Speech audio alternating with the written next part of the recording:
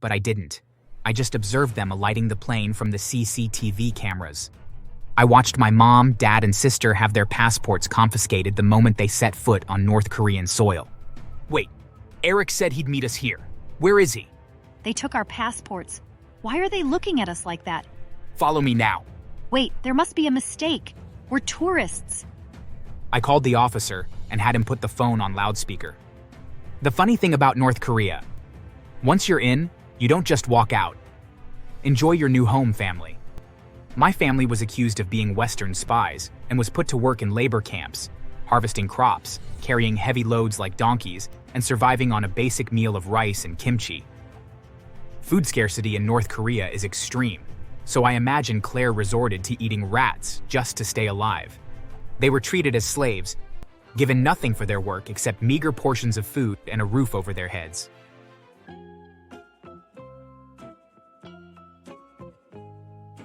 My name is Eric, and I've lived a real rags to riches story. And it's less about money and more above love. See, life was never easy for me. While other kids grew up with loving families, mine saw me as nothing more than free labor. From the moment I was old enough to lift a broom, I was given chores that never ended. I asked you to clean that up 5 minutes ago. What is taking you so long? I'm sorry, Mom. I was putting the washing away, like you asked. I don't remember giving you permission to talk back. Your sister doesn't give me this much trouble. She's an angel. Claire, my older sister, was the golden child. No matter what she did, she was praised. The complete opposite of me. No matter what I did, I was punished. The unfair workload increased as I got older. We're working to put food on the table for you, and you're here lounging around. I thought for a moment that my dad was talking to my sister. She was on the sofa, chewing gum and flipping through her phone. I was on my hands and knees, scrubbing a juice stain out of the carpet. Yet, a shadow passed over me, and I looked up. I saw my dad glaring down at me. I'm not lounging, Dad. Don't talk back to me. I'm telling you to go out and get a job, not give me attitude. Sorry, Dad. I'll go get a job. So I got my first job as a busboy in a nearby restaurant at 12. When I was 13, my dad complained again. You're costing us too much money. You can either get another job or you can get out. I looked over at my sister, who was drinking soda from a luxury brand tumbler, and my mom, who was playing a game on her $1,000 phone. I looked down at the rags I was made to wear. Okay, Dad, I'll get another job.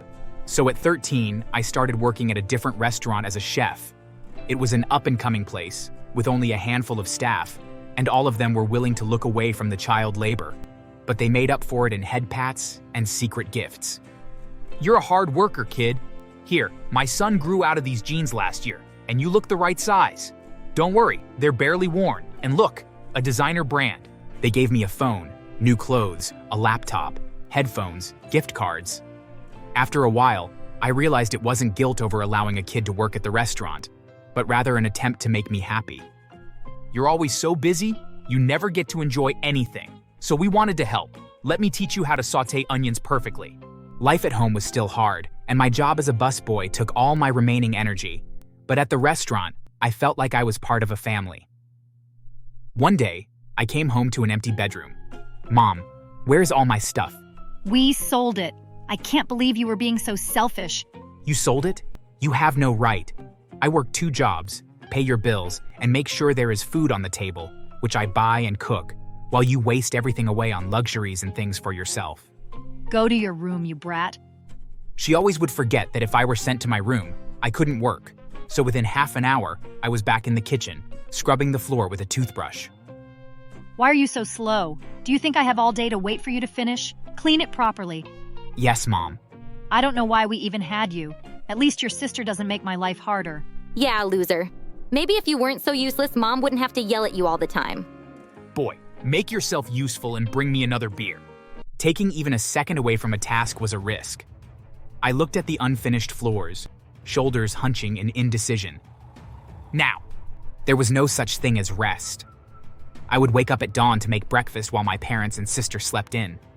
If the food was even slightly overcooked, I wouldn't eat that day. My paycheck? Never saw a cent. My mother controlled every dime, and my father made sure I knew my place. One day, after back-to-back 8-hour shifts, I dragged myself home, ready to collapse. I handed over my wage envelope to my parents as usual, but my sister snatched it before I had the chance. Good. This should be enough to pay for my new phone case. That's for the electricity bill. It didn't matter though, because within a minute, she was out of the door with my hard-earned money. Dad came in the room just after she left and held out his hand. "Give me the money then." Claire took it. My dad smacked my head. "How are we supposed to pay the bills, you idiot boy? No food for a week." But it was Claire. She took the money. You ungrateful brat. After all we do for you, you can't even buy your sister something small? All you do for me? I pay for everything. I work 2 jobs, I cook, I clean. Once again, my dad hit me. "Watch your mouth, boy. You don't speak to your mother like that. Maybe you need to learn some respect." Respect? That was a joke. No matter how much I did, it was never enough. They treated me like a slave, a servant in my own home. And if I ever dared to speak up, well, let's just say I learned to keep my mouth shut. A few months later, we were sitting at the dinner table and my sister decided to taunt me. While they enjoyed their feast, I was allowed only plain rice. You can eat more when you earn more. Right now, this is what you deserve. This steak is so good. Oh wait, you wouldn't know. I kept telling myself it would get better, that one day I'd escape. But I never expected the betrayal that came next. Considering everything I did for the family, it didn't even make sense. I was invited on a business trip with the restaurant. This business trip was all paid for, and I would be paid a regular hourly wage for every moment I was out of the house. My parents didn't want me to go, but my boss spoke to them. "It's a good opportunity to Eric. You wouldn't want him to miss out on something so important, would you?" They eventually agreed, especially after they heard how much I would get paid. What was the best week of my whole childhood ended in gut-wrenching misery. When I returned home, everything was gone. The house was empty. All the belongings I'd left behind were nowhere to be found, and neither were my family. I heard from a neighbor that they'd won the lottery and decided to leave their leech son behind. I was left with nothing. But instead of breaking down, I decided to keep going on the road I was on. The money I earned between my 2 jobs went further, now that I only had myself to support. I actually dropped a few hours as a busboy to focus on school. When I graduated, the restaurant was flourishing, and they paid for me to go to the local culinary college. By the time I had left, I was a famous chef. We were booked 2 years in advance. As a team, we were the richest people in the city. My boss was more like a dad than my actual dad, and the manager was like my mom. The rest were my big sisters and brothers. We were a family, and no matter how hard we had to work, we were always happy. We started to get celebrity clientele, and that's when the TV show hosts started clamoring for interviews. Eric, your story is incredible. From rock bottom to multi-millionaire, what kept you going? Pain is a great motivator. When you've lost everything, you realize the only way is up. When I realized my family were gone, having left me behind with nothing, I knew I had to work to keep myself above water. Fortunately, it was the family of sweat, not blood, that kept me afloat. I'm forever grateful to the people that took me in and taught me everything I know. The audience claps. Success tasted sweet, and I made sure to enjoy every moment of it. I wanted to ensure that my blood family never had the opportunity to take credit for what I had managed to achieve. To celebrate, I took myself to a restaurant that I knew my family had favored, but had refused to take me to. "Mr. Eric, your Wagyu steak. You know, years ago, I was told I wasn't worthy of food like this." Funny how things change. Years passed, and I became wealthier than I ever imagined. I had power now. But my family? They had nothing. They'd never learned to budget because they'd always had a steady income from me.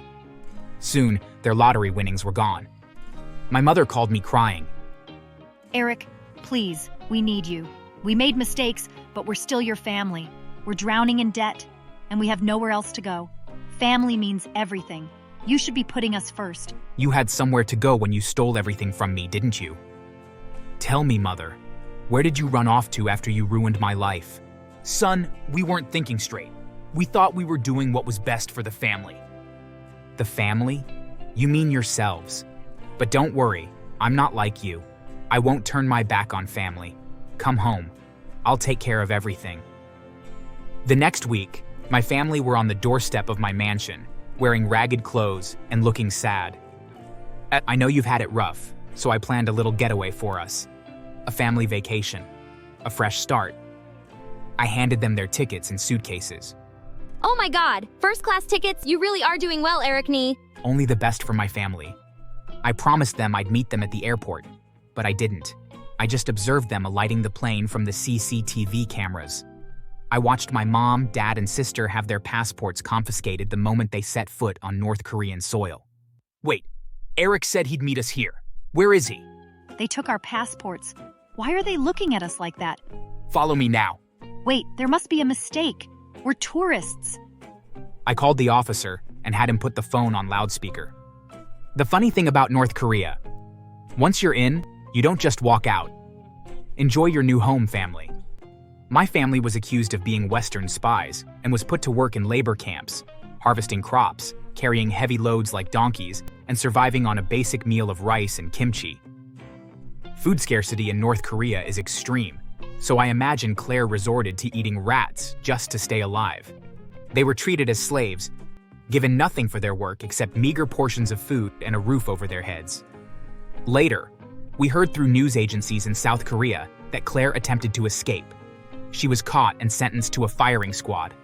As for my parents, they were eventually forced to work in state propaganda films, where they had to pretend to be happy, knowing the whole world was watching, yet being completely unable to escape. I never looked back. They deserved every second of their suffering. And me? I finally had peace, knowing they were paying for every ounce of pain they had put me through. Thanks for watching. Make sure to subscribe and leave a comment down below saying I subscribed, and we will try our best to reply to your comment.